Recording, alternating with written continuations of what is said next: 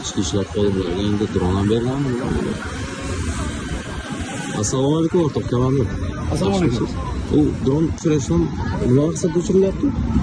Asosan bizlar Buxoro shahar, eski shahar, ya'ni Arto'g'onida fuqarolar tungi vaqtda xorijiy fuqarolar o'zimizning ichki fuqarolarimiz tomonidan doimiy ravishda fuqarolar serqatnov bo'lib, tarixiy obidalarni aylanib, oilaviy dam olish maqsadida kelganligi sababli bunda asosiy maqsad fuqarolar xavfsizligini ta'minlash, huquqbuzarliklarni barvaqt oldini olish maqsadida ushbu dron moslamasi orqali keng hududni nazorat qilish imkonini beradi.